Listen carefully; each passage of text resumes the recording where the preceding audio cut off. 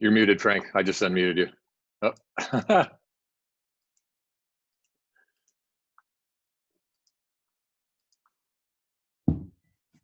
We keep fighting each other, Frank.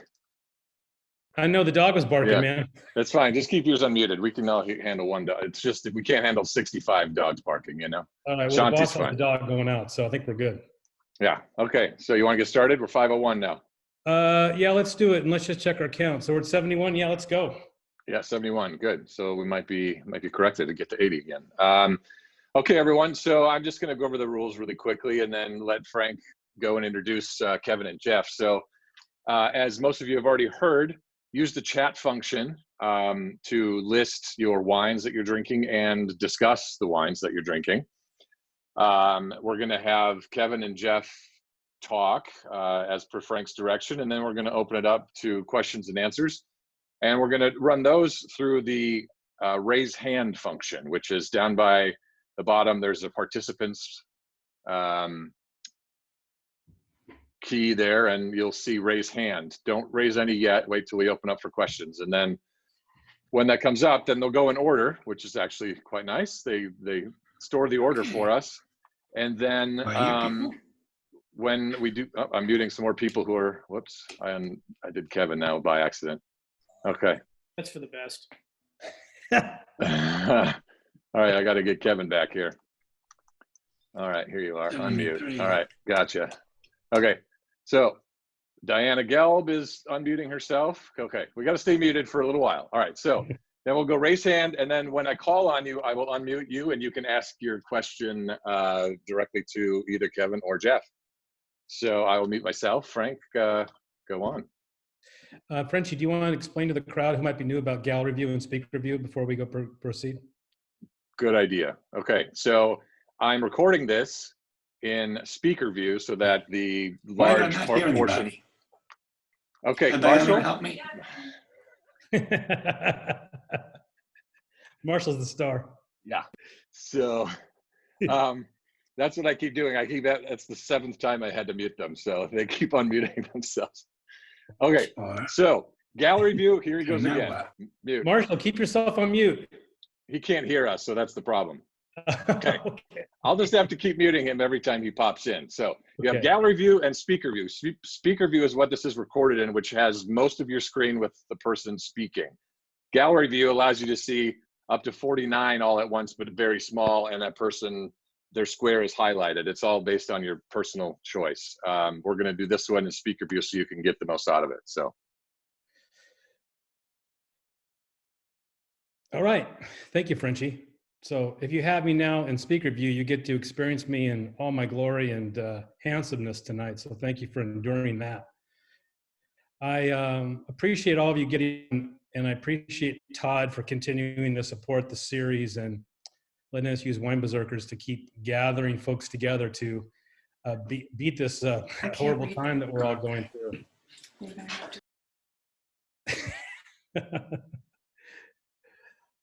Marshall sees a playback of this. So this is a continuing series, and we plan to keep doing these, obviously, at least I do. And we're landing with Rhys tonight because they're kind of an important winery to me for a couple of reasons. So let me go into a couple details about why this winery means a lot to me, and then we'll kick it over to Kevin and Jeff to continue. So in 2007 was the first time I tasted Rhys, and it was the 2004 Chileno Valley Syrah. So Kevin, I hope you'll mention some of your history tonight and talk about that wine. In 2009, I tasted my first Rhys bottled wine, which I think, unless it was the Elysia, Kevin and Jeff, it was the Santa Cruz Mountain Chardonnay. That's what I'm showing in Cellar Tracker. And then in 2010, I bought my first set of wines, which was from the 2007 vintage. So I've been buying the wines now for a decade. And alongside that decade, I also want to thank both of you because much like Thomas Brown and Will Segui last week, you guys have been devoted supporters of our charity event every year called Faultacular. And every year you send wines down both to be tasted as well as poured in the house. And it's that kind of community commitment and helping those in need, which has drawn me to you. finally, in building on that, and I know I'd like you to talk about this too, even though if you want to come at this from a modest position, of course, that's fine too. But in your recent note in the email you sent last week, you made a nearly $90,000 donation to 3 different charities as a result of the Futures offer and donating a portion of proceeds to that. Hello. Todd, maybe you can send Marshall a message or something. I know I'm going to try to do that, although I don't know that he'll even see it. So the technology, I'm sending the chat right now. Okay. So putting this all together, folks, Rhys is an important part of my cellar. It's the bottles that I own the most of any producer. I've been fortunate enough to go to the winery and sit down with Jeff and Kevin and taste the wines and really thoughtfully spend time with them. And consistently, vintage over vintage, they get better and better. Like many of you, I have my favorites. Alpine Horseshoe are squarely in that target zone. Others of you may feel that others of your favorites, you can talk about those tonight. But amidst all that, we're glad to have them, and never cutting any corners and always being one to give the rich work they do and why they do it. I'm happy that they're here, and I'm happy to hear them explain that work tonight. So without any further delay on my part, I'm over to Kevin and Jeff. Great, thanks, Frank. Well, it's a lot of fun to meet people that I've read their notes for many years, and actually now I see faces, and I scrolled through and I took a look at everybody, and it's really not that many of our local crowd who I know pretty well, you know, sort of the Bay Area people come to our pickup. It's a lot more of a more national crowd, mostly, like I said, people that I've known for a long time, so that's a lot of fun. I don't know if people know this, but I used to post a lot on the Parker board and even the Berserker board for a while, until really our being a producer kind of, I felt uncomfortable really critiquing wines even from other countries and things like that. So I kind of eased back on that, but it was a lot of fun. I really enjoyed it, and met a lot of people talking about Burgundy. You know, my real passion is terroir, and that's to me what makes wine interesting and something other than, you know, a soft drink. Really, I mean, it's deep, mystical, completely not understood, but there. And when in getting really excited about Burgundy, I really started in California Pinot, believe it or not. Gary Farrell Pinot, and then the Williams Pinot were amazing. And then I moved to Burgundy, and that's where the terroir bug really caught, because the differences between those wines kind of blew my mind. And I planted a vineyard in my backyard in 1995 and started studying California terroir, and happened upon some old Santa Cruz Mountain Pinots, Santa Cruz Mountain Vineyard, the old Mount Edens. And what I found in those wines was something that I thought was missing from a lot of Pinot, which was just a distinctive soil character, and something that you wouldn't get, you know, in a pure fruit kind of presentation. And in starting to study that and be interested in that, we got maps of the geology of the Santa Cruz Mountains and tried to figure out what attributes of these sites cause them to have distinctive site character. And that fundamental question is to basically the driving force behind Rhys. So you know, finding these sites, developing them, and then seeing the wine that is totally unique that comes from them is what makes this so much fun. And so in a sense, we're kind of a winery built, you know, by wine geeks for wine geeks. You know, I hope people find it as interesting as we do, the differences between the vineyards, and that's something that we can talk about tonight. What Kevin said. Yeah. Go ahead, Jeff. Just echoing what Kevin said, pretty much ditto for me. I came at it slightly different route. I came through retail in the early 90s. I worked in a wine shop that sold mostly Burgundy and Bordeaux. And so my first exposure was, this was during the holiday season of 93, I believe, was a 12-pack special that the wine shop was selling. It was 6 bottles of 85 La Tâche and 6 bottles of 82 Lafite for the outrageous sum of $1,500. And that was my exposure to wine, was really the high end of Burgundy and Bordeaux. And Hey, how come you've never offered me any of those? if I had, I would. If I had any, I would. I thought $1,500 was outrageous and no one would spend that kind of money on wine. But so that's where I learned about wine. I didn't really know California wine until after I moved to California. It came very, very much later on. But the same as Kevin, I was really driven by the idea of site specificity. When I was in retail, I worked with a gentleman who had been in the industry for about 50 years. And he really took me to school on the differences in site in Europe. And that really planted the seed on what I thought would be important. And since I moved to California in 96, and it's sort of an internal struggle trying to find that same approach. And when I joined Rhys in 2006, it was clear that that's exactly what was going on. So the drive, the intellectual drive is the same among all of us here in the winery. And I find that to be extremely rewarding and very unusual. So what we're really after is the utmost inside expression. And that's, reading the comments about what people were going to open. I love that we're doing Alpine and Horseshoe, because to me, that's the perfect New World terroir comparison. And I'm sure we'll get into that a little bit later. And I've got some photos queued up for that as well. But no, and that's really what we're after. It's really just minimizing variables in the winery and trying to maximize site expression. And happy to talk about any iteration of that going forward. Before we get into site differences, perhaps could you talk about your roles and how, because we've introduced you, but we haven't talked about what does Kevin do versus what Jeff does, because I'm not sure everybody knows that. Well, my job is to give Jeff a hard time. And, he's a professional. Yeah. I said in another post that, you have to be careful with these sensitive winemakers, but in reality, if Jeff were sensitive, he would have quit a long time ago. So we know he's fine. I didn't speak of you. In my head, I've done it many times. But, well, I guess, my job, I'm the owner. And I guess I view everything as sort of my job, but I just don't do any of the work. That's Jeff and Javier. Really, Rhys is divided into two pieces. Jeff runs all the winery operations, and Javier Tapia Mesa runs all of our vineyard operations. And I spend an equal amount of time on both.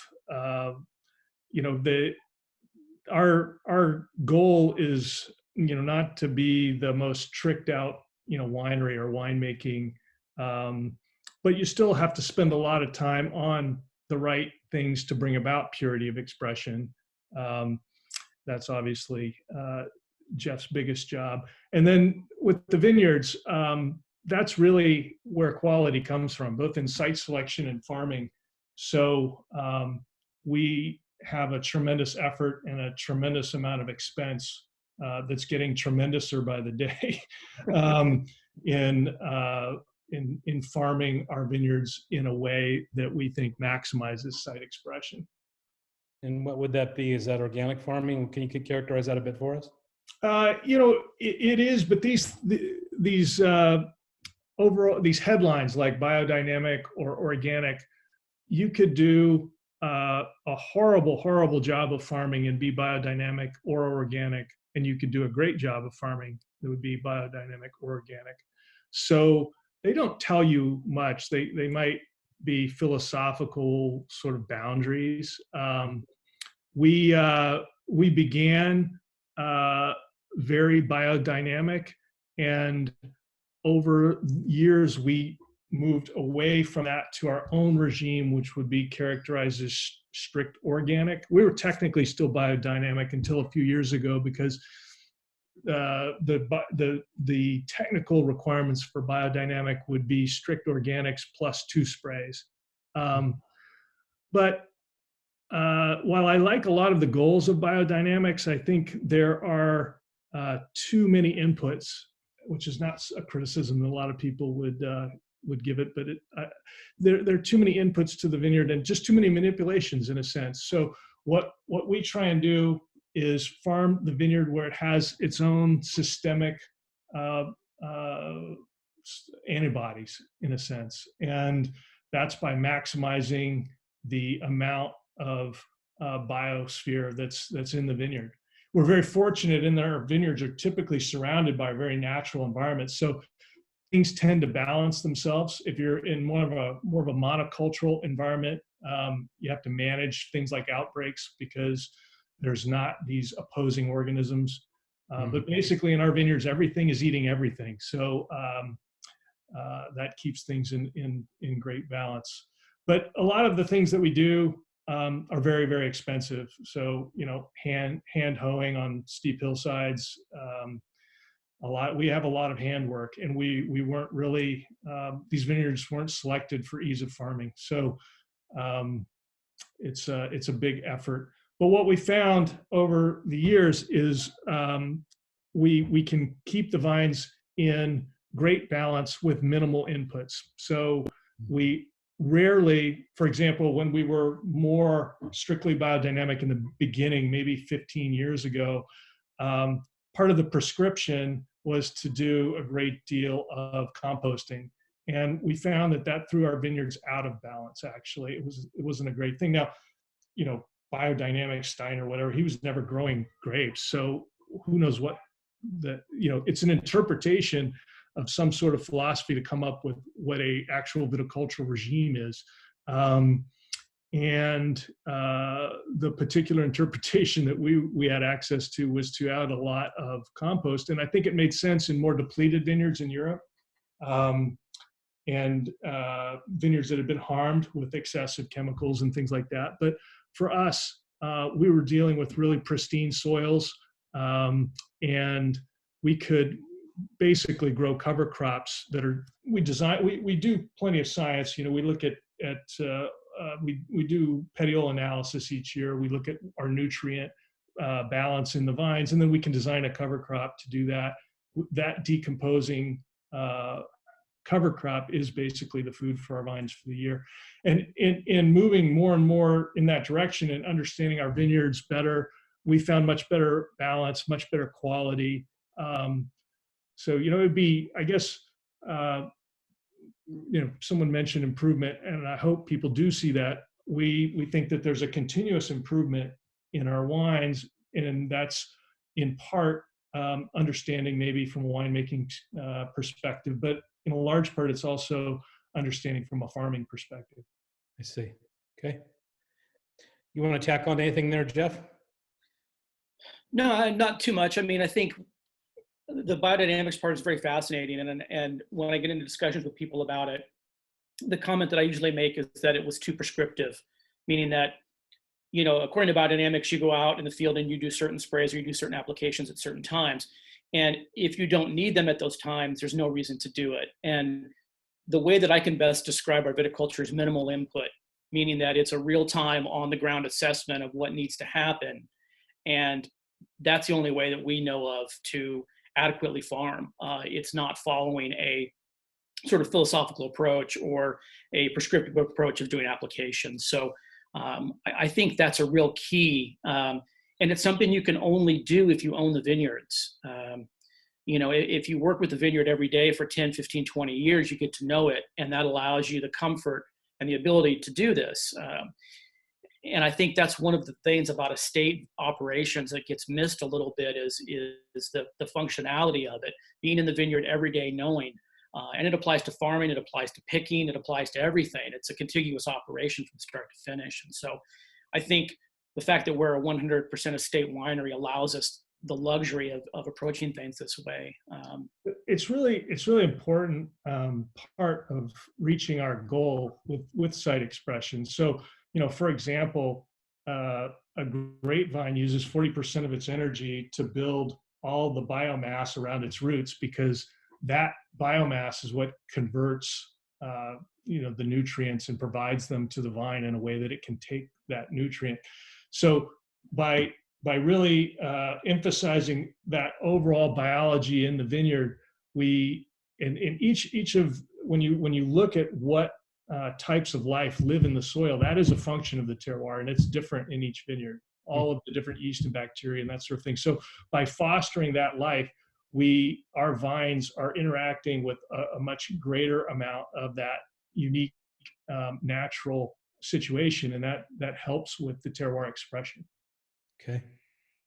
So Jeff, as we think big picture here and continue down the road of understanding what Rhys is, let's now move in from the vineyard into the cave.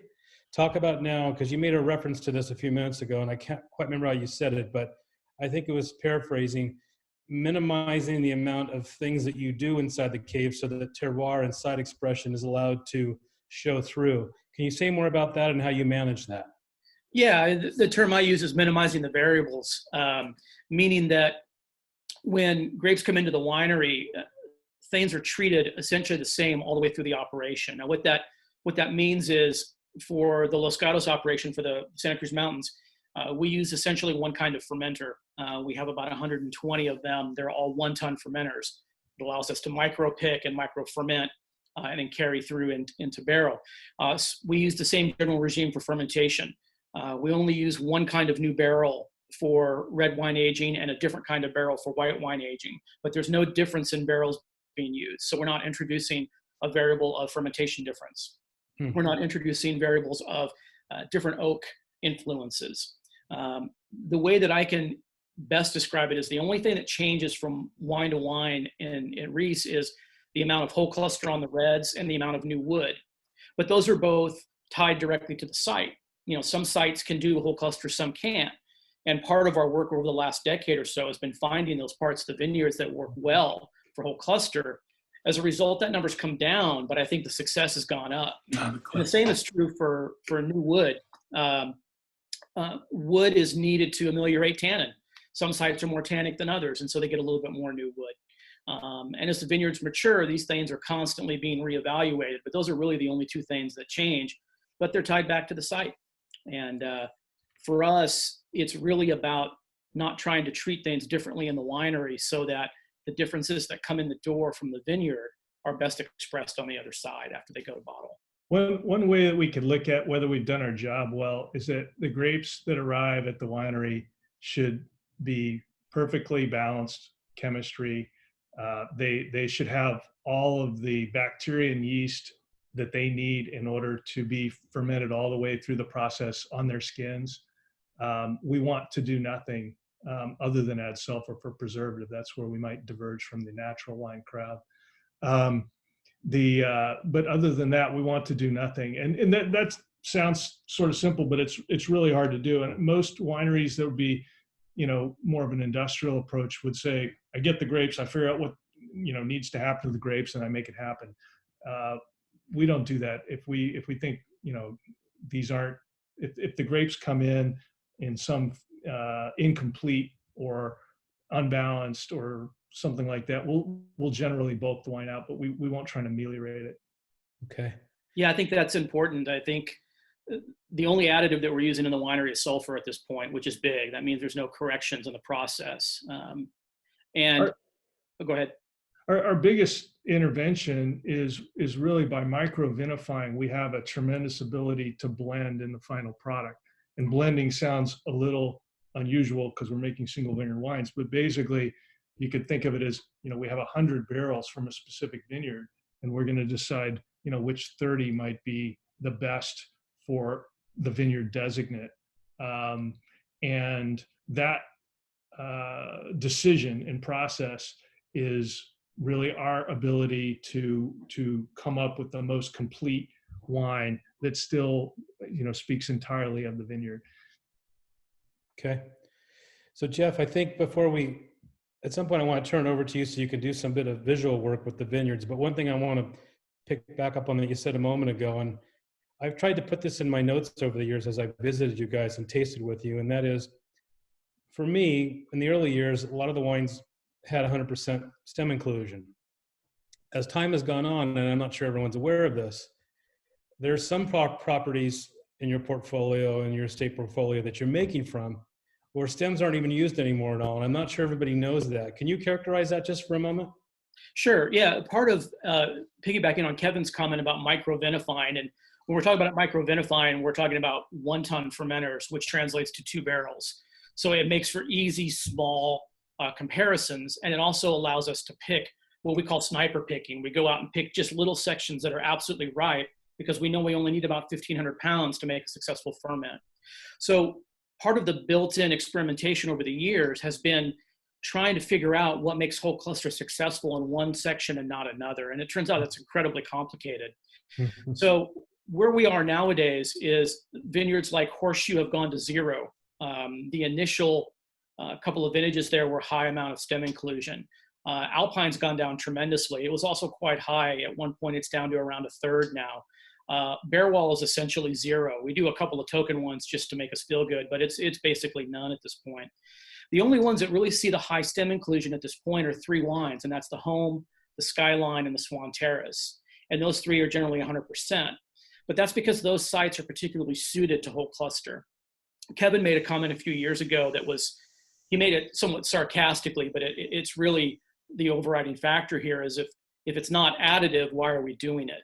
Meaning that if the whole cluster isn't making the wine better, why are we bothering to do it? And so that's really guided us over the last decade or so as we've refined the program.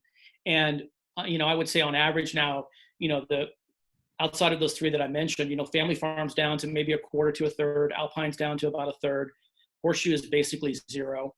Pajaro is going to be in that same general range, I think, when it grows up, somewhere around 1/4 to 1/3 maybe, and Bare Wall is essentially 0. Now, there are sections within those vineyards that see higher percentages, and they may be bottled separately, like, for instance, the 13 Alpine Hillside's 100% whole cluster, but that's just because whole cluster worked really well in 13, and we put the Hillside one together, it worked. So it's really a constantly evaluating and reevaluating program on whole cluster about what's working and what isn't. And at the end of the day, if it doesn't make the wine better, then we don't want to do it. There's no hero reward for doing a lot of whole cluster.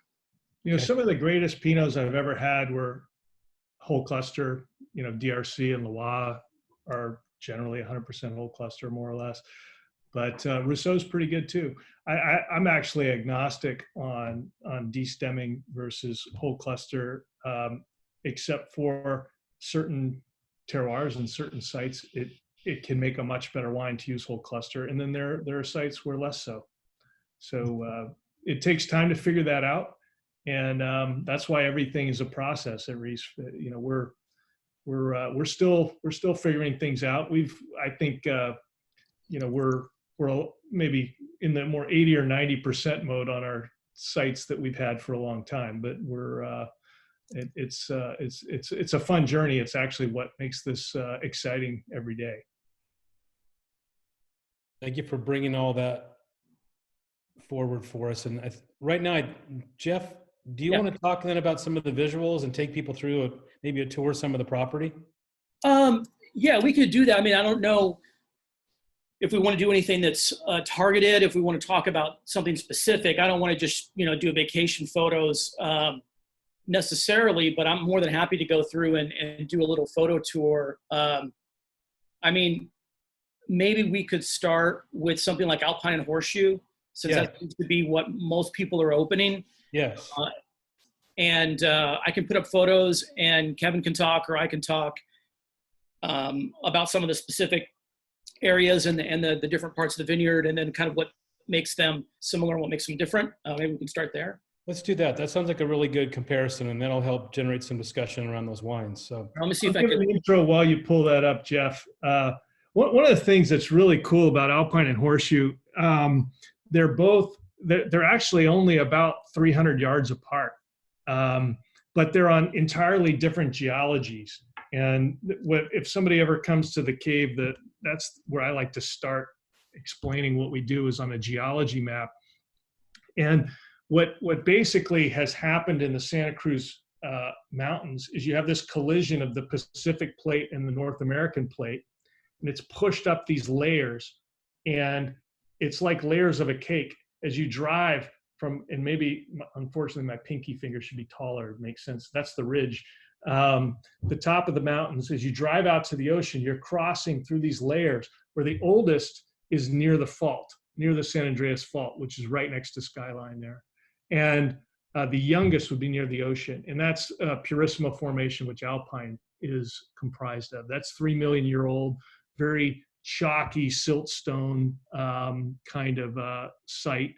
And so even though it's 300 yards to Horseshoe, it's like a completely different era. It's 8 to 11 million years ago that was laid down, and it's Monterey Shale, which was created by diatoms, which are just plankton, as it falls out of the ocean and becomes compressed and turned into a white shale that's purely organic, a lot like limestone. So those plankton were gathering nutrients from the ocean and then settling down to become this geologic layer.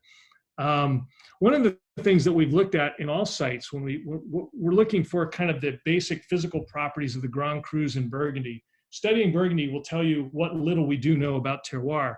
You know, when you see the upper vineyards, maybe the upper Premier Crus versus the lower Premier Crus, the ones that are on either side of the Grand Crus, you can see the difference is really the rockiness of the soils and the shallowness of the soils. The further up you go, you get more structure, more bony wines. I love the bony wines.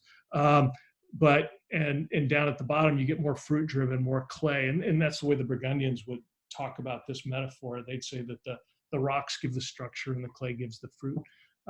So what we were looking for is great clays. You have to have great clays on top of great sedimentary rocks.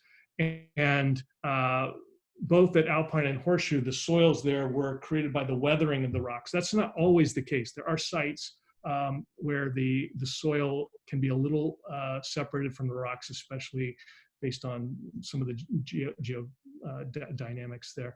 But with Horseshoe, we have this very fine clay. You have any luck in the pictures up, Jeff? Hey, Todd, can you enable screen share for me? Hold on, I got to make you a co-host first. Okay. First step. Here you go. Co-host, got it? I have the power. Put that on your resume. Sure. It's going right on there. All right. There we go. Thank you. Mm-hmm. So I see that. So it's we're extreme. We're not that extreme in our vineyard sites there. There you go. Yeah. So one of the things that's fascinating between these sites, just 300 yards apart, is how different the clays are. There you can see how close they are. There's actually, so Jeff, hold on right there. See that? If you see the vineyard on the left, that's Alpine, and the vineyard on the right is Horseshoe. Believe it or not, there's an entirely different geology in between the two. I once considered developing that, which is a volcanic origin soil strip. So that's just how the undulation you see in the mountains is how all this geology has been turned up, these layer cakes. And we have 8 million years of difference in geology between Horseshoe and Alpine. And you know, really different character in the wines that's driven. And you can see it both in Chardonnay and Pinot, which is really cool. I don't know if you can see my cursor, but this little knoll right in between the two vineyards is what Kevin's talking about. That's the upwelling of volcanic between the two. Here on the left, we're looking at Alpine, and we can zoom in on this as well. But generally speaking, if you can see, I don't know if you can see my cursor, but this section in the lower left down in the shadow is the Swan Terrace, east facing. This big section here is the hillside with that middle section. Hey, Jeff, we can see your cursor, so that's very helpful, actually. Great. Yeah, so this is the hillside area in here, and we'll zoom in on this. More Pinot Noir over here. And then here at the far end, as you drive in, this is the original Chardonnay and Pinot planting. So Alpine Chardonnay comes from this little section here, and then added a few years later out here, what we call the Ocean Block Chardonnay that faces the Pacific.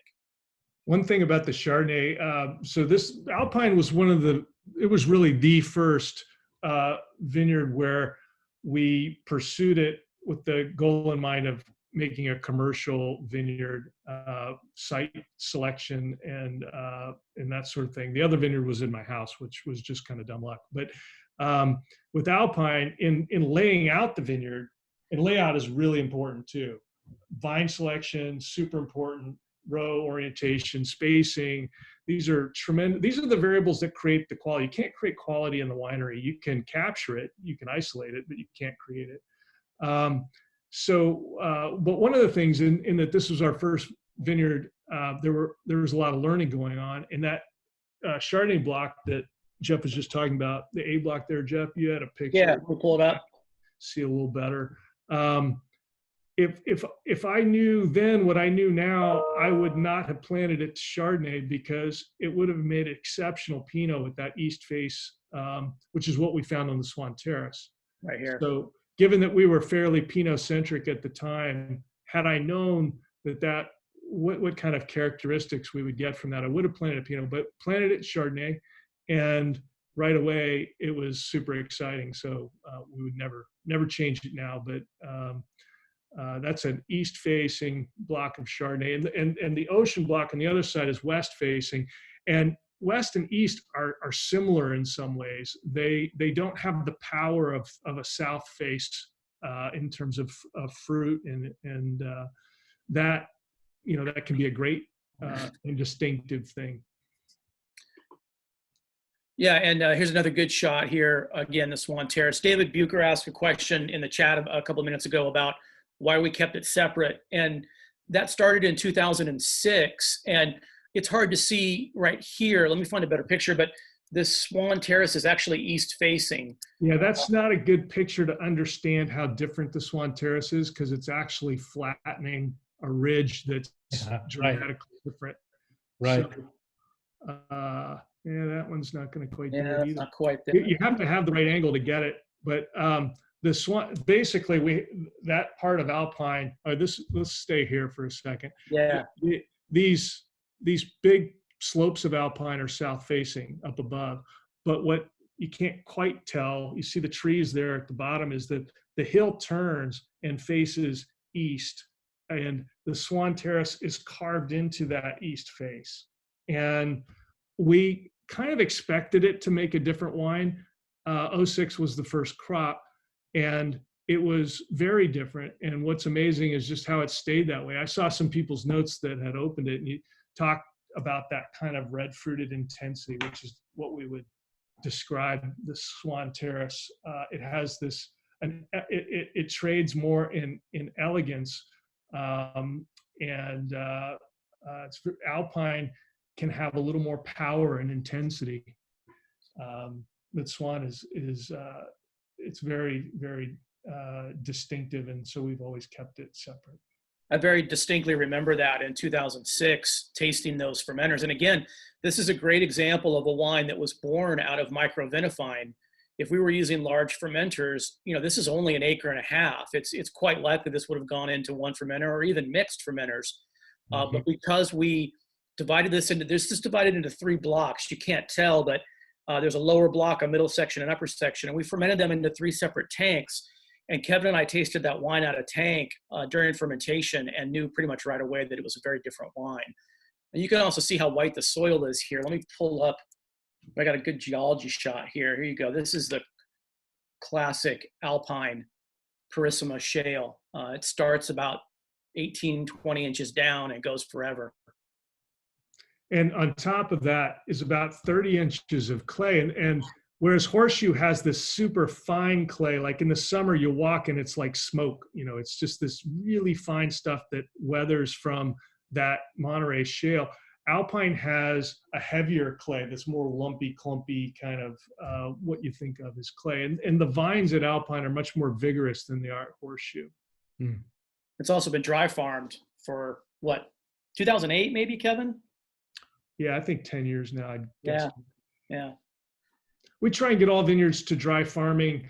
It's a little trickier for young vines in California climate because we don't get a lot of rain between, June and October. So when people talk about irrigation, not all there's a Swan Terrace. Yep, there it is. Right there. You can tell what's happening in that shadow. Totally different sunlight situation there on the left side of the screen. Is that shade problematic?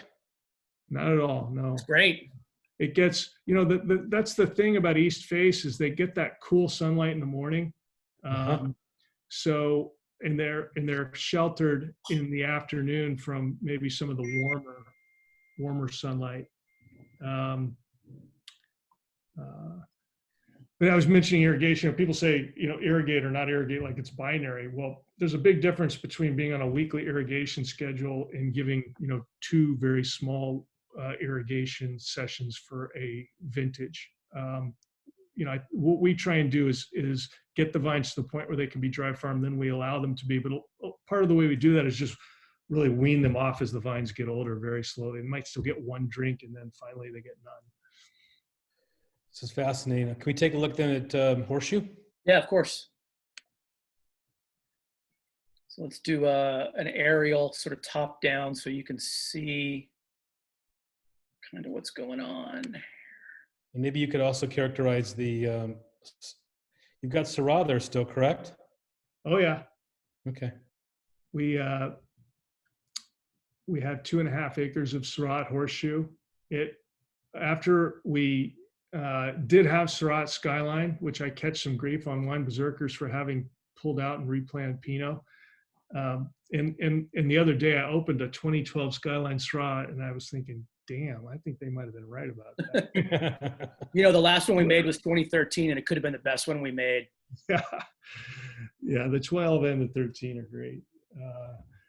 I'm going to pull up that comparison shot, Kevin, with the 2 vineyards, because it's got a better overhead. If I can find it again. There it is. But we've now planted some Pinot at Bear Wallow, so we'll have a Bear Wallow and a Horseshoe Pinot. Syrah. Sorry, Syrah. Yeah, we've had a Pinot for a while, both of those. So we will have two Syrahs again. Yeah, that's a great picture. Horseshoe is probably our most beautiful vineyard. It's just gorgeous. Where's the name come from? It was called Horseshoe Ranch when I bought it. It was basically a lot of these places were sheep ranches. I don't ever want to cut trees, so we don't. And there's a lot of reasons. One is I just don't like cutting trees, but the other is places where trees have grown aren't as good. Soil's often more acidic, and we actually want more basic soil. So this was all grassland, and basically it was like a horse and sheep ranch. And a lady had owned it she died in her 90s. It was the luckiest thing ever that I was able to purchase this property. One thing about the Santa Cruz Mountains that people don't understand is the reason that there's not more vineyard is that there's almost no land available where you could plant vineyard. Everything we're looking at here is owned by open space, and they're very well funded, and they buy every property that comes up that's adjacent to their properties, which I think is fantastic. I love hiking there as well, but if you want to plant a vineyard, you've got to wait for some private parcels that are not contiguous with what they do at all to acquire them. So that's why there's very, very little vineyard in the area, and there never will be much. Just to give a quick primer on Horseshoe here, the Syrah is tucked up in this corner here, and then down in this little wedge-shaped block, we call it cheese block. Here is Pinot, and then Chardonnay for Horseshoe is all down here. This is really 3 tiers. There's an upper tier, there's a middle tier here, and then a lower tier comprised of Chardonnay and Syrah. And if you have to show the new own rooted section. It's not new, it's about 10 years old, but it's finally good. Let me see if I've got a picture of this. I may not have a great. It's right. No, you don't have to zoom in, but right here then. Yeah.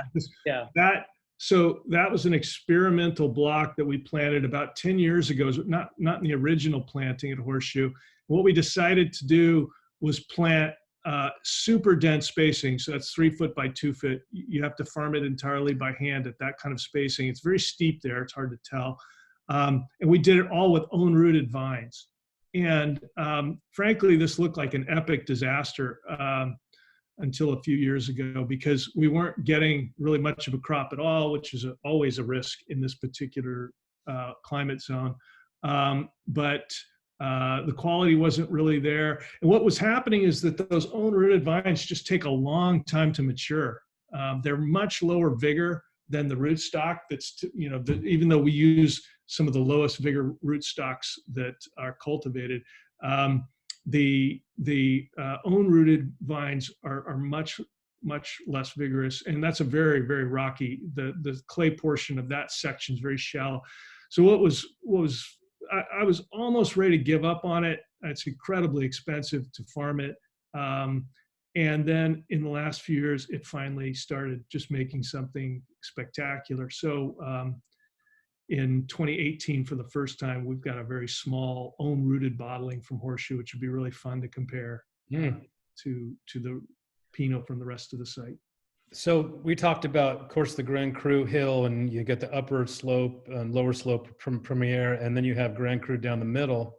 Do you find that the two Syrah blocks in this photo differ from each other?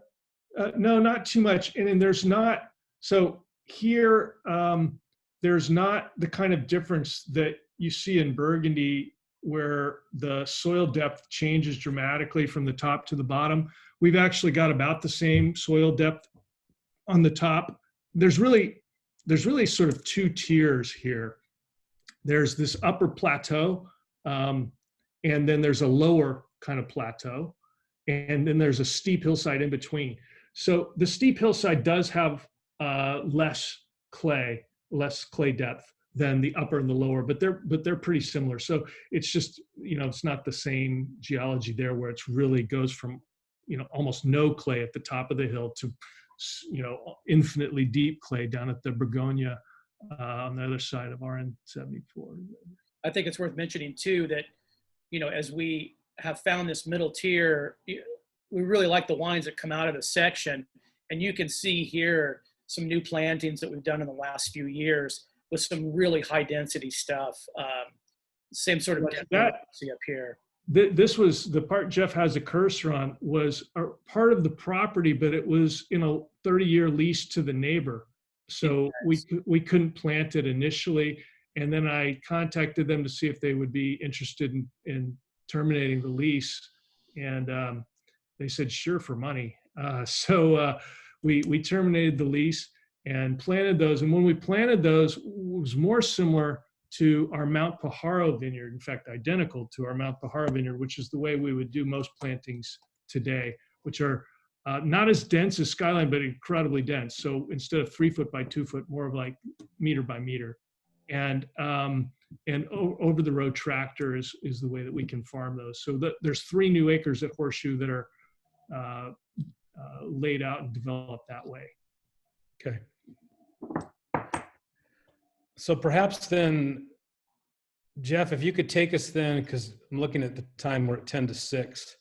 Maybe show us something that's near the cave, maybe Skyline, and talk a little bit about that, and then maybe we can transition to finally closing with, the appellation-based wines and how you make those from the single vineyard wines, and then we can go to questions. How's that?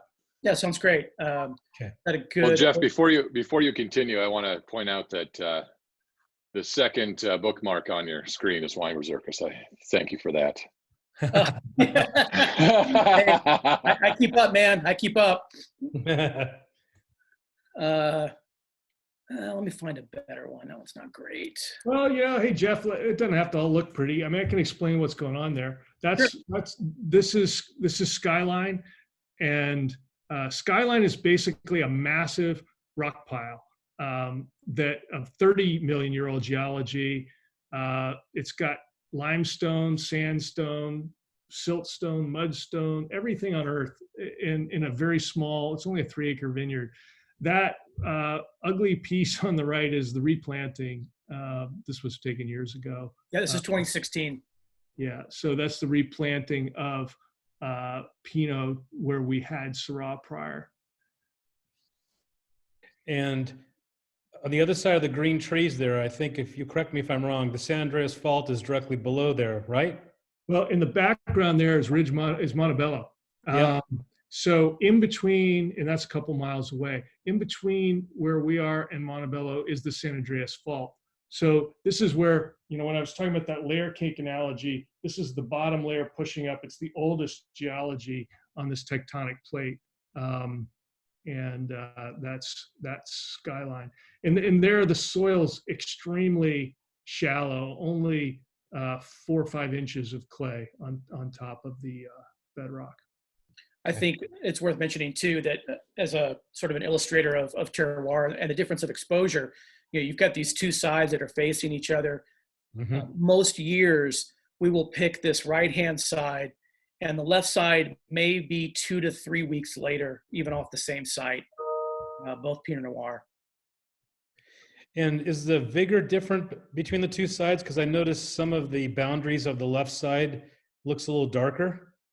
You know what it is? It's actually is back to this topsoil thing. At the left side there at the top where it gets scraggly, that's where the soil is so thin that we actually haven't really successfully been able to get the vines going. They're kind of scraggling and struggling in there.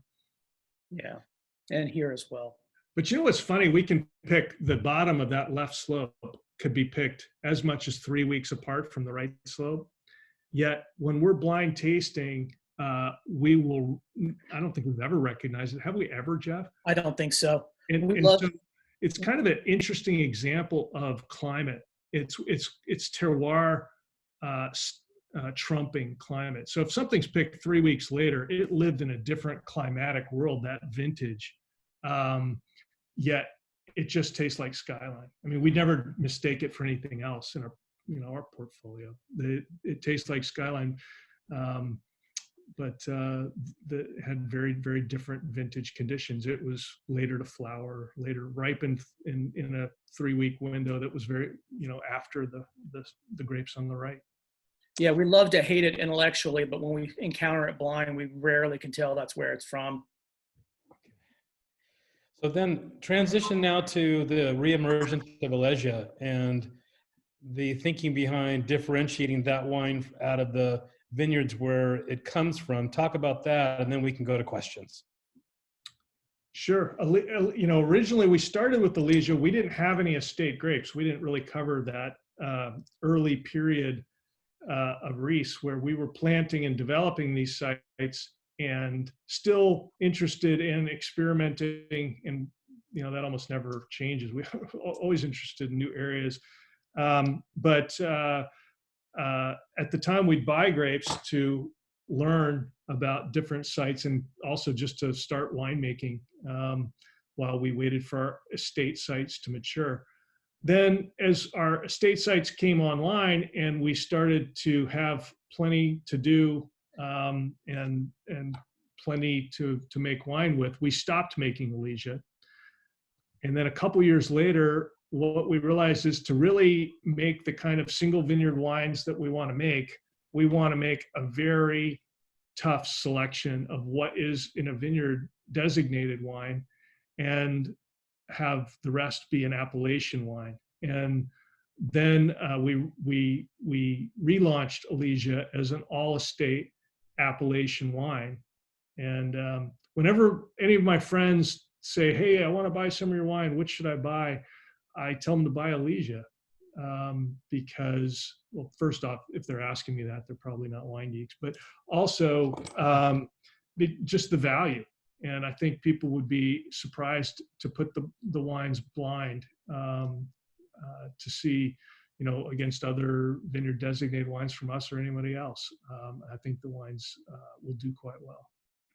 So if we were to open a bottle, let's say, of Alesia's Santa Cruz Mountain Chardonnay tonight, and it was from, let's say, 17, what would be in it?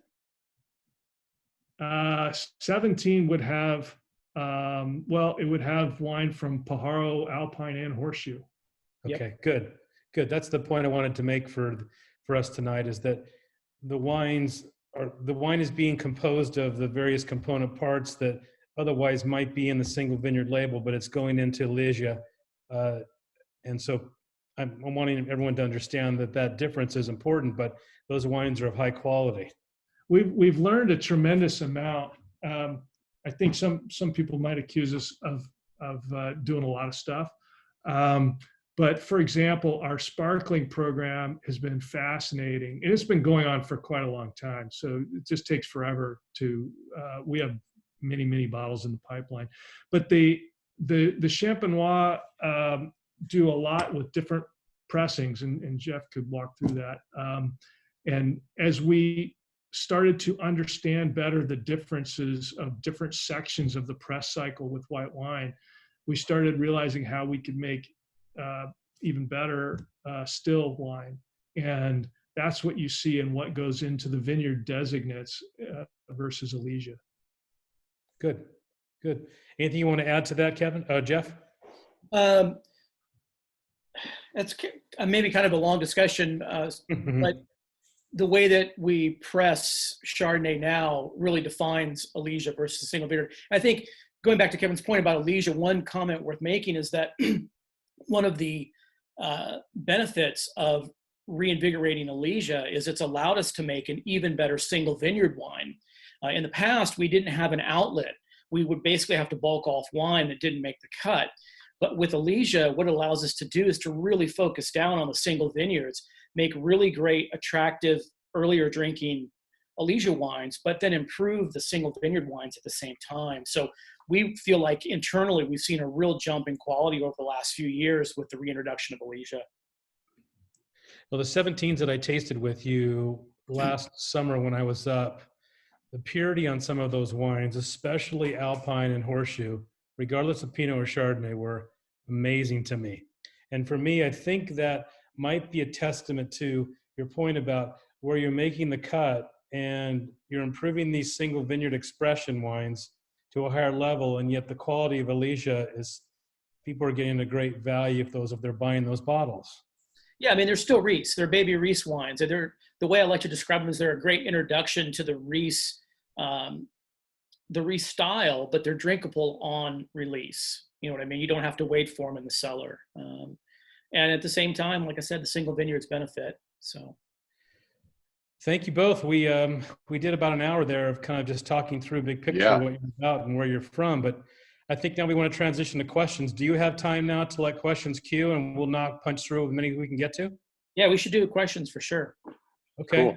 All right. I'm gonna remind people then. Here we go. They already got the hands up.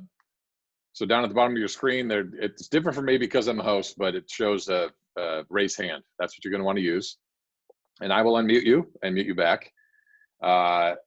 Someone should send a private message to me on chat if they're very familiar with handling Zoom, that I can make a co-host in terms of doing this if we go past 6:30, because that's when I gotta duck out to family dinner, baby. Okay. So right now we got David Fisher, and you are unmuted. David, go ahead. Thank you, and thank you, Kevin and Jeff, for doing this. We saw in one of the photos that one of your neighbors, sort of across the ridge there, was Montebello. Now that you've moved into sparkling, have you thought about moving into Cabernet? No.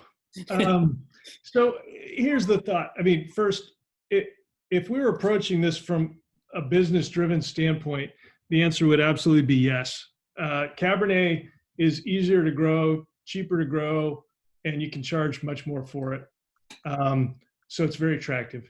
But the problem for me, I mean, in doing this, been in business a long time before I started Rhys. And in starting Rhys, I wanted to pursue a little bit more of an artistic vision and not have to be a slave to the business side of it. And frankly, I'm not personally passionate enough about Cabernet, and I know Jeff's not either. So, it's always fun to do new stuff, but I think you have to be passionate to really do something substantial, and therefore no. Yeah, I made Cabernet in previous lives, and the challenges with Cabernet are not the same as Pinot, and I vastly prefer the making of Pinot to Cabernet. And I agree, the passion isn't there, so there really isn't a lot of reason to do it. Okay. It doesn't mean we don't have tremendous respect. Like, I have tremendous respect for Ridge. Oh yeah, it's best Cabernet in California. We're not going to do better Ridge than Ridge. So we have our own mission. Okay. We've got some people. Apparently, a lot of people had that question because we dropped 2 questions. amazingly. So now it's Mike Evans. You are unmuted. Go ahead, Mike. Okay, thanks. And thanks, Kevin and Jeff, for this. The question I had was, having done a few good-sized Rhys dinners here in Atlanta covering old to young, we noticed consistently a change in style, particularly in terms of approachability, starting around 2012. And where it seems like you really were dialing things in and getting a firmer grip. We also didn't think that there were any changes in longevity, just a longer drinking window than the earlier wines, and wanted to see what you think may account for that. All yours, Jeff. Oh, I love that. Yeah, that's checks in the mail, Mike. 2012 is probably my favorite vintage. Maybe 2018 will be better in the long run. But I think 2012 is a culmination. I would debate that, actually, but go ahead. You think so? Oh, we should talk about that.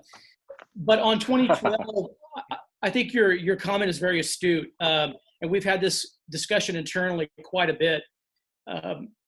What happened in 2012 or in that general region is a couple of different things. Vineyards were maturing, and vineyards go through some pretty big changes at about the 8 to maybe 15-year mark.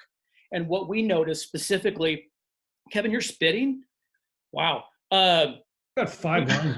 Yeah. What we noticed, Mike, is that the wines tended to move from more of a sort of a black fruited wild character to more of an elegant red fruit character. And I think that's pure vineyard maturity.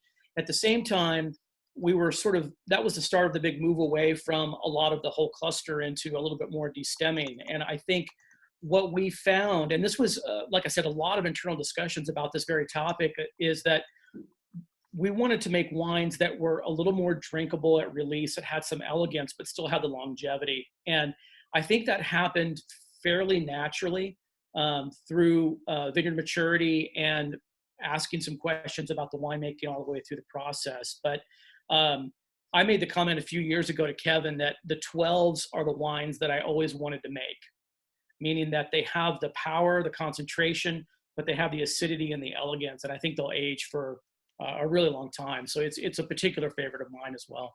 There's one other point to make on that is when we were doing a lot of our wine making experimentation, which was in the first wave of Elysia, we were using fruit from Sonoma, and we kind of came up with a regime that we thought was optimal for that. And then as we started to have Santa Cruz fruit, we would apply that.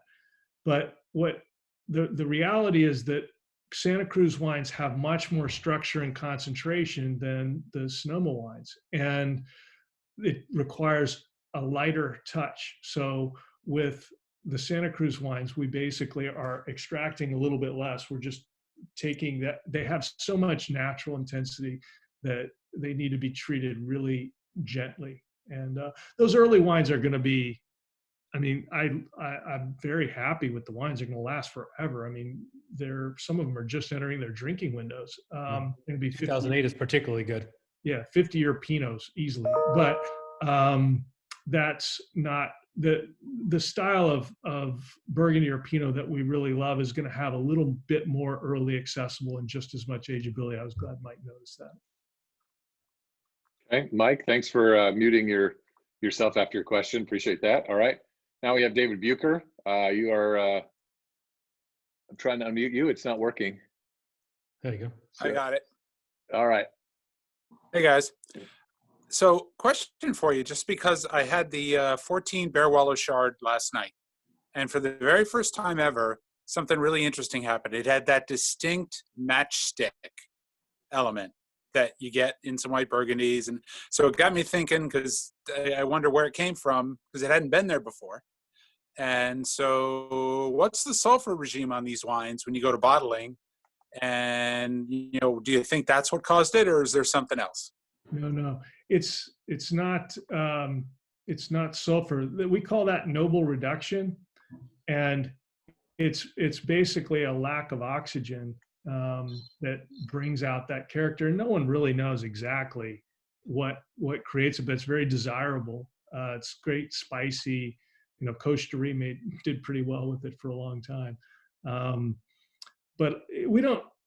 there's definitely some white wine styles that will try very hard to have that in a very pronounced fashion. We like to have that just be an element, part of the wine, and it probably came about in bottle.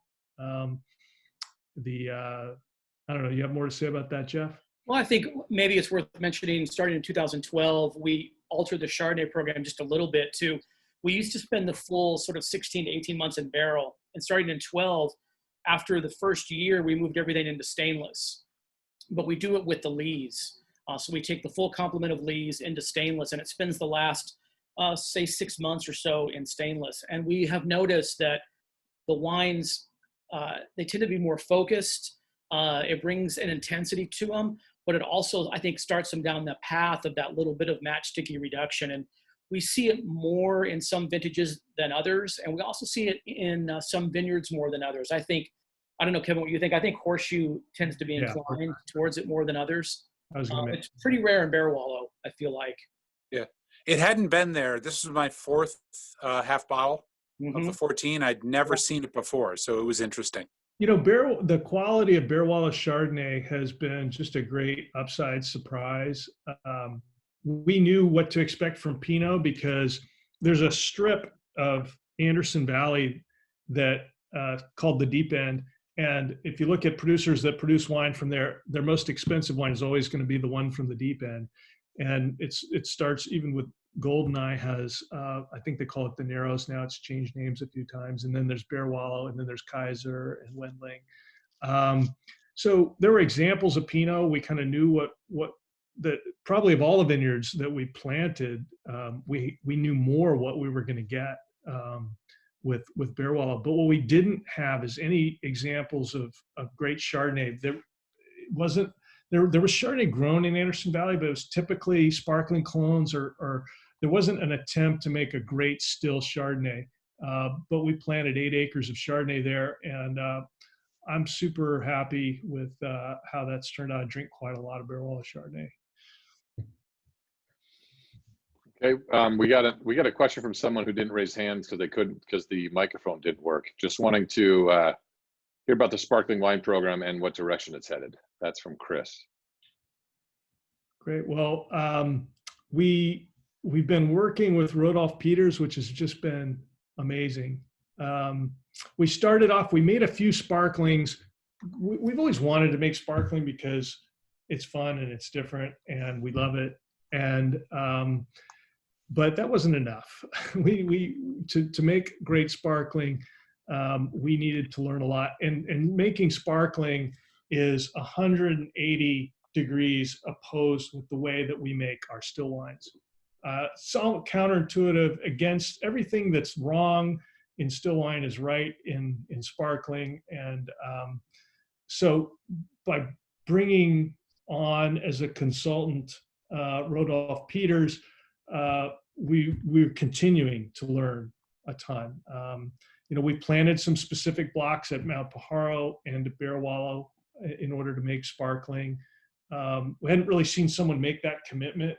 People had made sparkling from different grapes in California, but where everything we do, we want to do from the bottom up, because really the bottom, where you decide where in the vineyard, what in the vineyard, how you're going to plant it and lay it out, that's really where you've set your quality ceiling.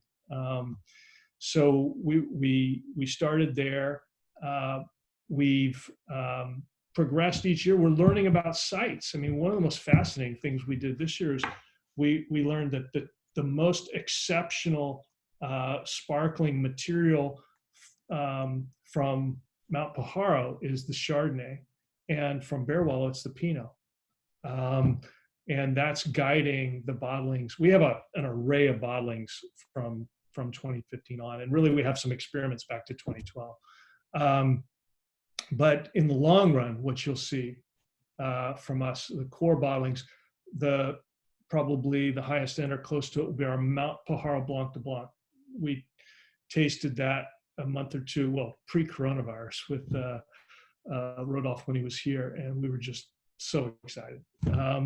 So that's a core bottling. With Bear Wallow, we'll make a blend, a millésime. We haven't really figured out what the name was going to be, but it's a blend of Pinot and Chardonnay. we're also making a rosé. Somebody on Berserkers asked me about it, and we thought, wow, that would be really fun too. So we just played with it. It came out. It was really interesting.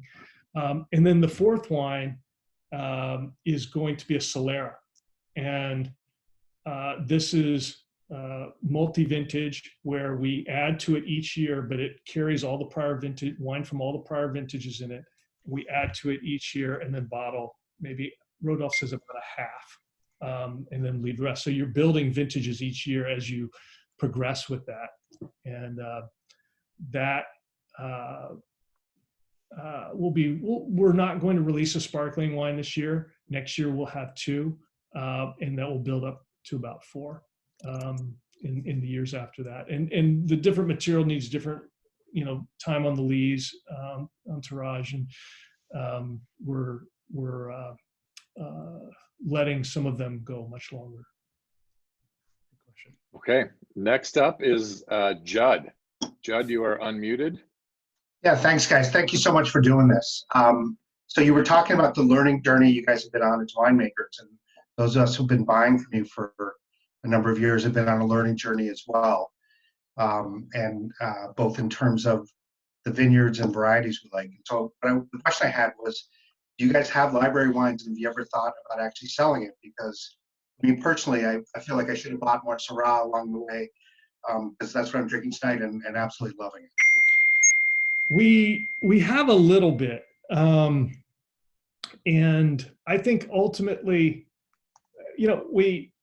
I've always thought at some point we should have some library bottlings, and then somebody sees an inventory and says, hey, so and so restaurant, well, so we've not done it to date, but I think over the next couple of years we'll do some kind of a library offering for sure.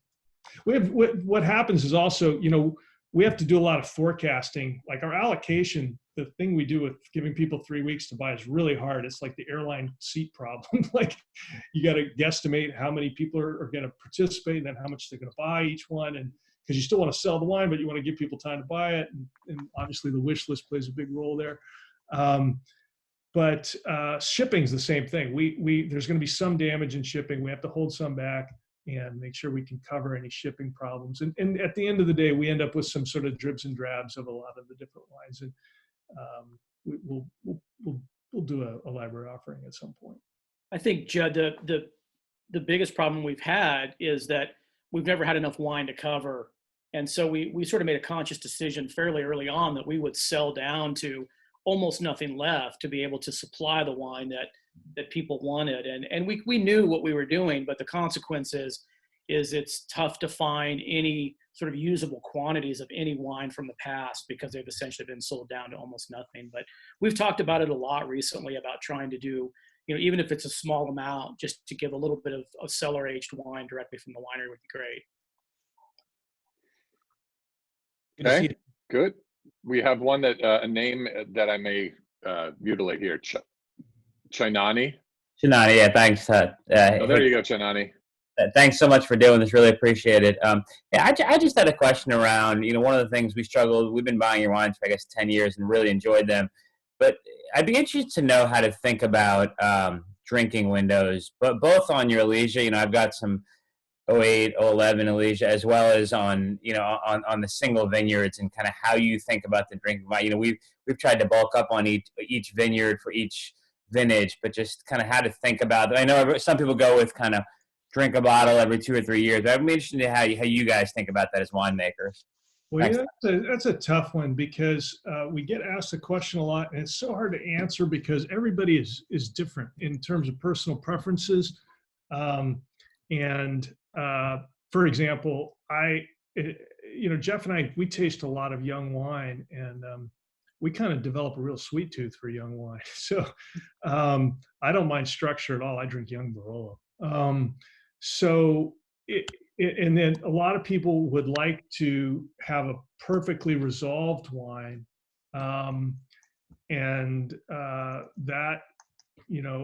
It's hard to predict when are they going to enjoy it the most.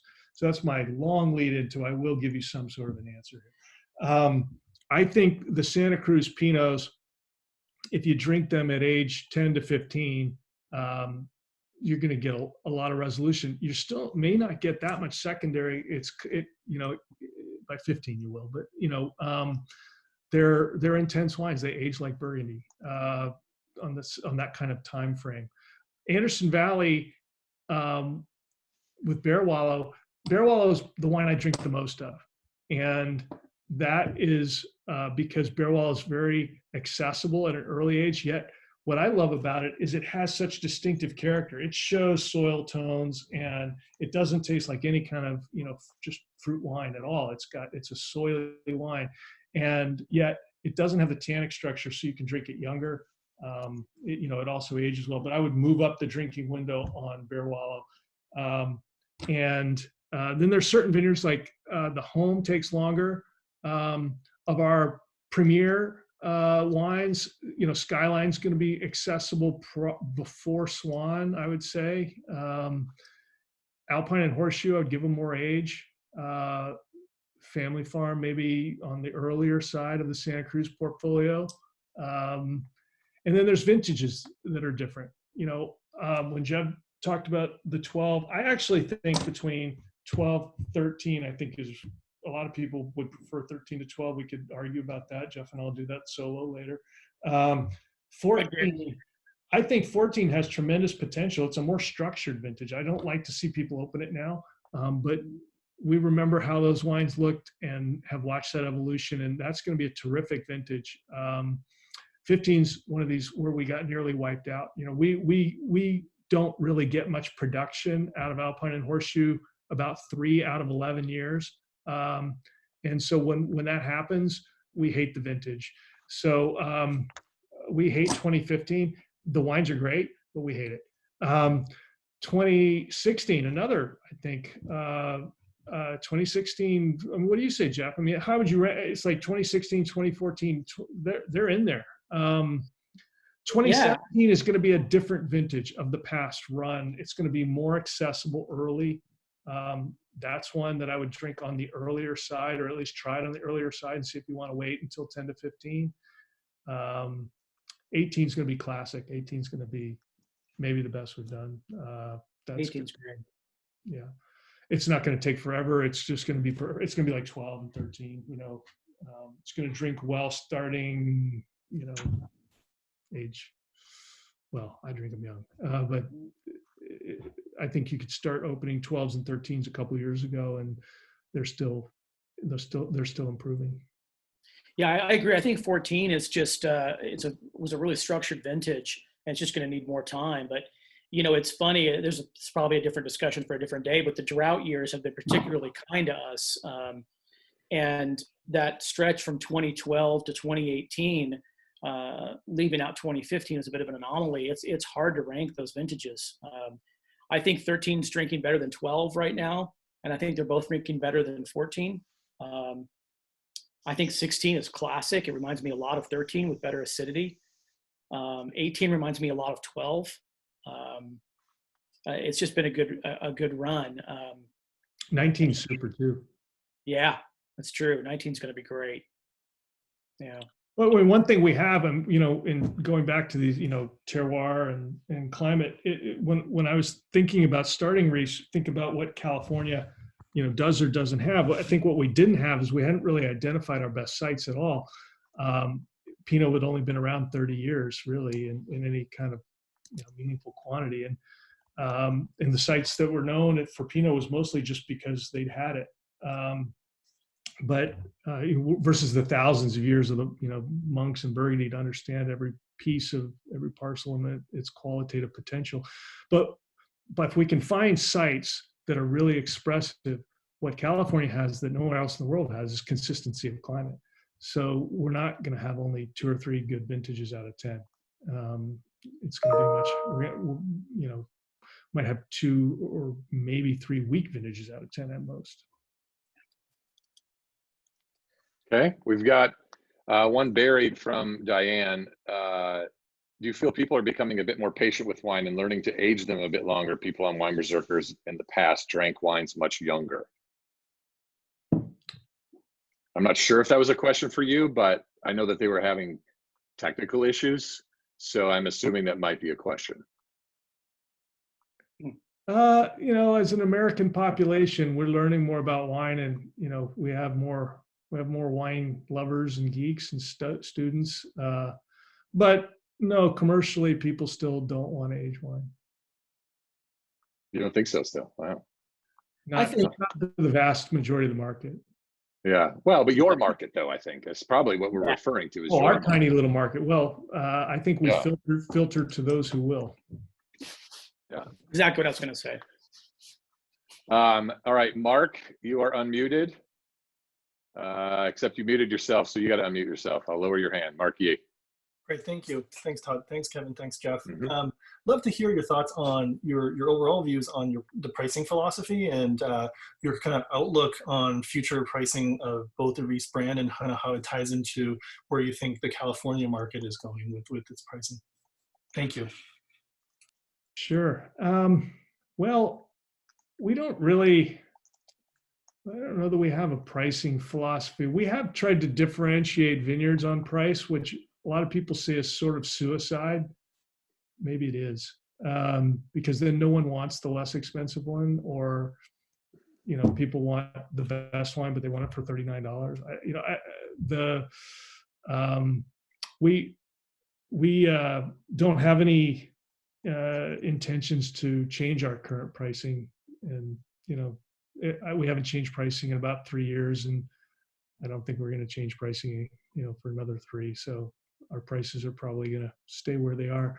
I think, like all Pinot producers, I lament the fact that Pinot trades at such a discount to Cabernet when it's so much more expensive to grow. And I think California's costs have just become so extraordinary that you haven't really heard about a lot of interesting new wineries in the last 10 years. I fear that will remain true. In fact, I think you're going to see a great decrease in the number of wineries in California in the next 10 years. And a quick follow-up, if I may. Why do you think Pinot trades at such a discount to Cabernet? If you look at the French market, Burgundies do not trade at a discount to Bordeaux. They did. Burgundy really got discovered, and the prices went through the moon.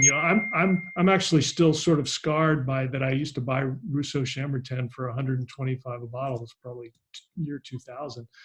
Now it's 10 times that. I'm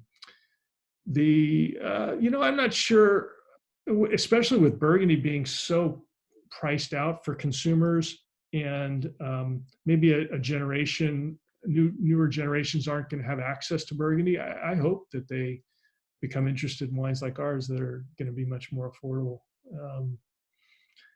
But who knows? Okay, so we've got 2 more questions. I'm going to try to stay for all of them. But also, before we leave, Tom Floyd asked if Jeff and Kevin are going to give us their thoughts on the bottles that you've opened while you've been tasting through here. So, so remember to do that maybe as a sign off or something. But Clayton, you're up next. You're unmuted. Hey guys, from Lincoln Park, Chicago. Everyone's on the internet here, so I'm not on video to actually hear you. A question about, I was looking at the back of your bottles, and there's a lot of information about the clones. And I guess I'm a little bit curious about your clonal choice, knowing that, when you plant a vineyard, you're not going to get a crop for about 4 years.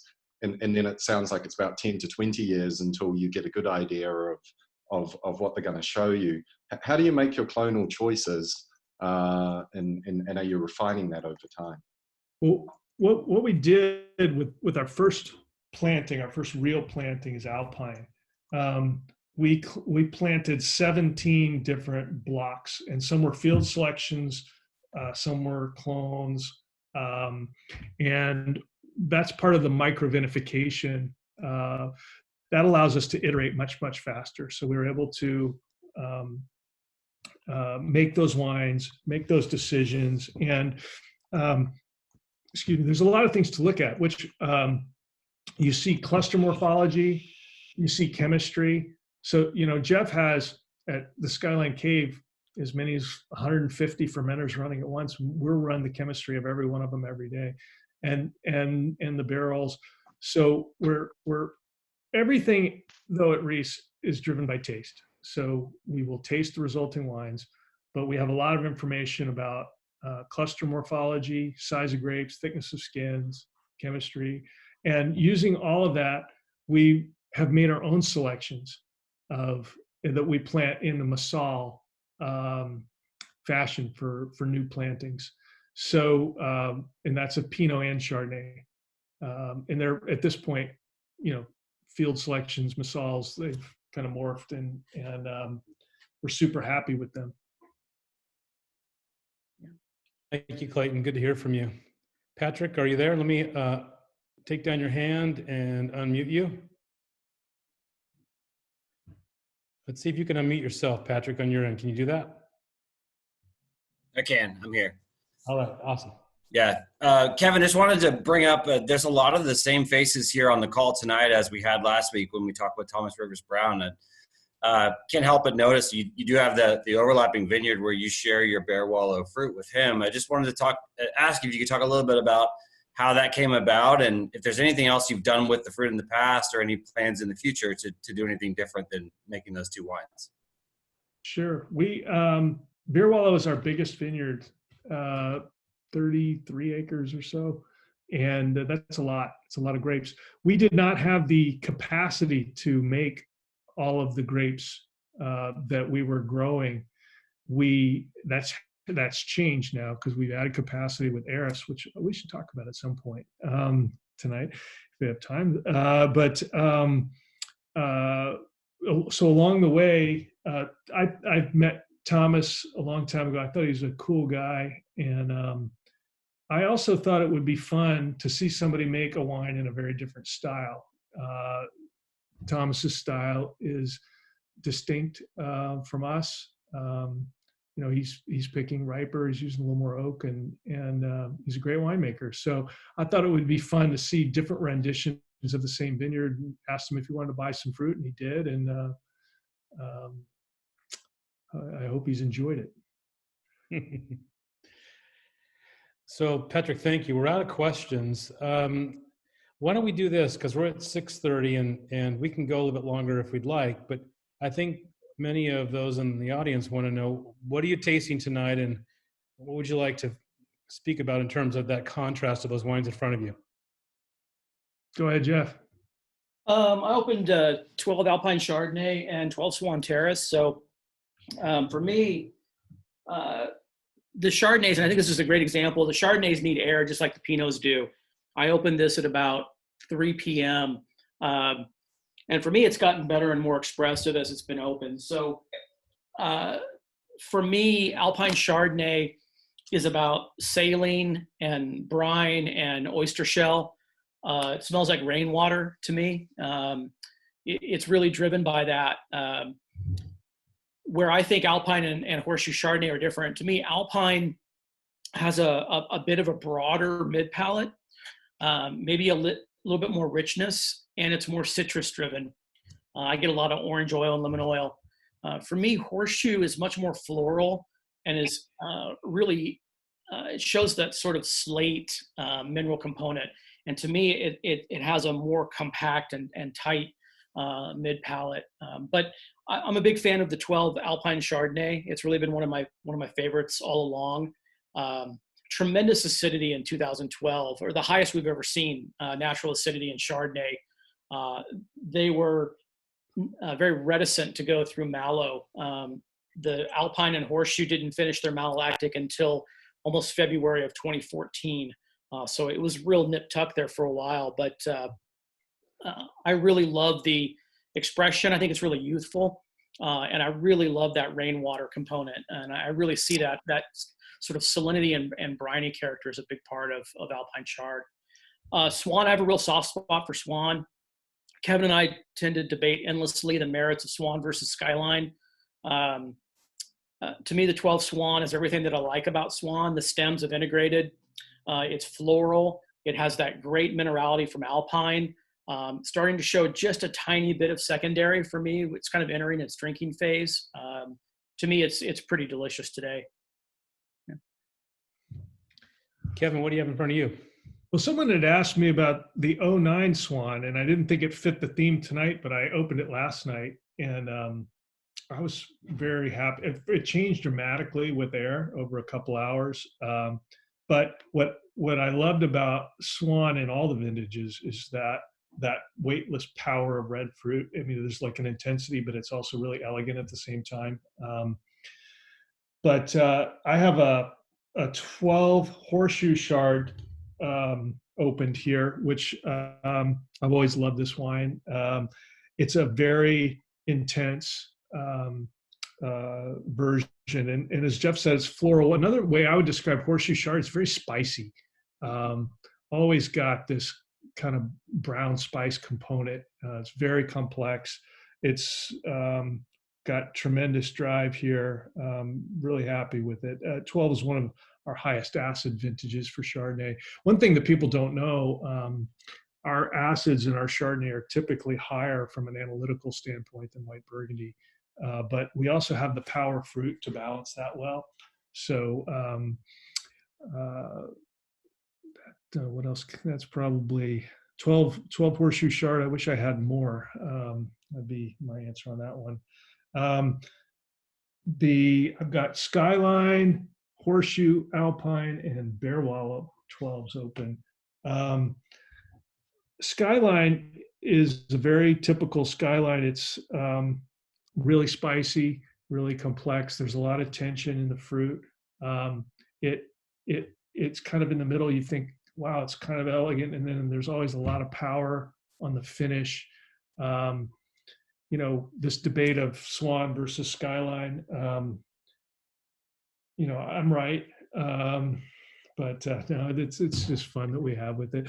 You know, the Skyline, what makes me lean towards Skyline is the exoticism, and there's just a different something every time you try and have a sip. With looking at Horseshoe and Alpine, that's an interesting contrast in 2012. I'd say the Alpine is much more approachable than the Horseshoe. I think the Horseshoe could still use a little more time. Horseshoe in general is going to have more tension. Horseshoe is tending to make a more elegant wine now that the vineyards are maturing. And Alpine has moved to red fruit, but there's still a lot of intensity. There's a lot of depth in the mid palate. Horseshoe is just more mineral driven, and that gives it this kind of elegance.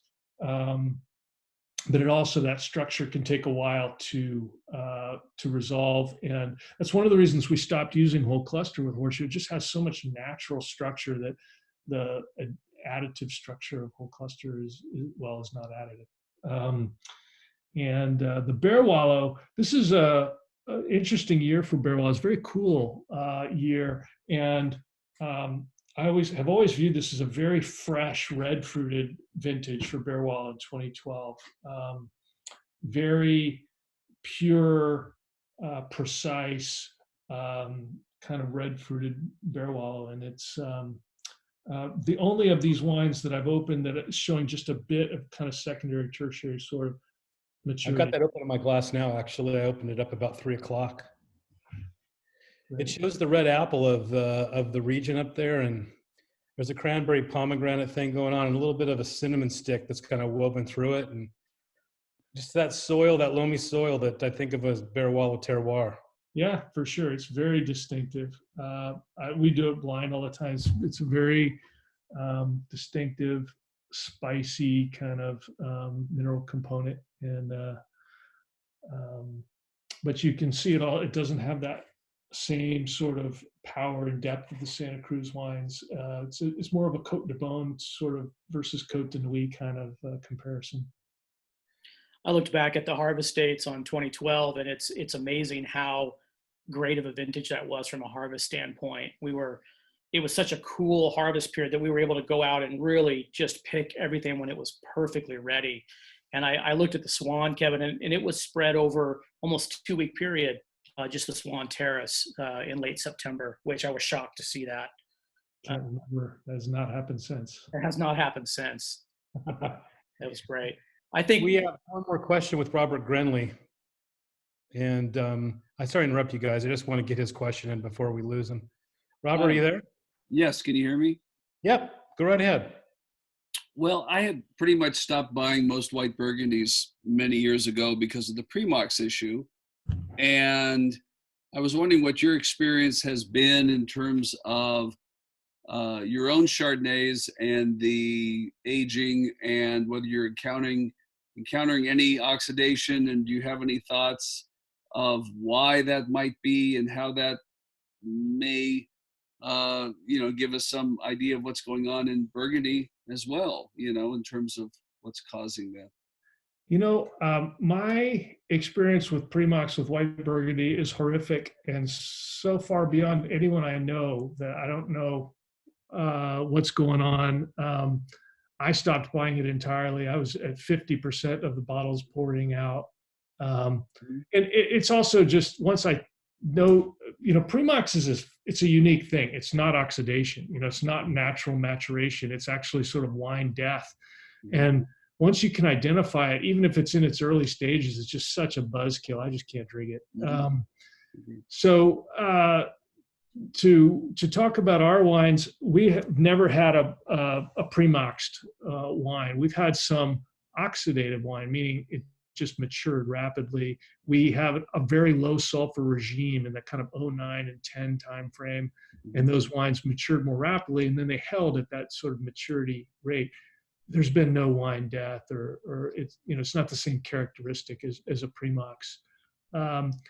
Since really 2012, our Chardonnays have all been, well, I say we've made them the same way, but we haven't, because we've started making different selections. But in general, the process is the same. The sulfur level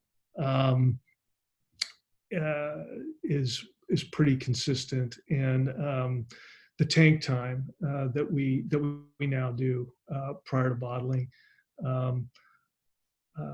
has been consistent.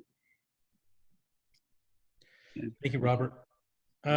Jeff, I interrupted you a minute ago. Did you want to close your thought on 2012? Because we're out of questions at this point, too. I was just going to make a general comment that one of the catchphrases that we really like is, and this speaks to sort of everything we've talked about tonight, is capturing the power and the concentration without weight, meaning that it's easy in California to make big wine. That's not the challenge. The challenge is to make balanced wine or even graceful wine. And it's something that we're very cognizant of. And for me personally, starting in 2012, we were able to achieve that power and concentration, but with the elegance and the approachability. And then that goes back to, I think it was Judd's question, 45 minutes ago, about being able to make the wines age-worthy, powerful, yet lithe and elegant on the palate. And that's really the holy grail for us going forward. We've certainly done that in my estimation of the wines that continue to drink and watch the evolution. So that's why I keep buying them. Jeff, do you want to close talking about Eris, and then I'll make a closing comment when you're done, and then we'll call it a night. We're at 6:38. I'll let Kevin talk about Eris. It's his pet project. All right. Yeah, Eris is so much fun. So I, as big a Burgundy fan as I am, I'm also an enormous Nebbiolo fan, and started getting interested in maybe 10 to 15 years ago, more like 15 now, in why, the question is, why hasn't Nebbiolo been more successful outside of Italy? It's a really interesting question. A lot of people would say right off the bat limestone, but that's not the case. Gattinara is a shale schist region that used to have more regard than Barolo not even that long ago. And I've had just amazing bottles of Gattinara from the 70s. They've aged extremely well. So the question is, okay, if it can grow on multiple soils, which it clearly can, why hasn't it worked in the New World? And trying to answer that question was interesting. It used to be a lot harder before the internet had every answer, but we got a hold of some viticulturists in Italy and found out it's really a lot about climate. They have a very specific climate. It's very warm at night and cool in the day.